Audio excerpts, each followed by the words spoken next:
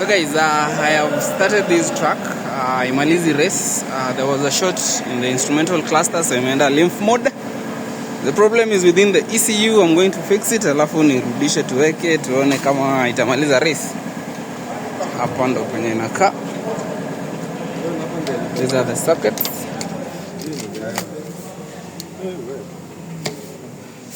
They have to be two. The other one is this. They are in pretty good condition. Its interior funganisha. This is how it looks now.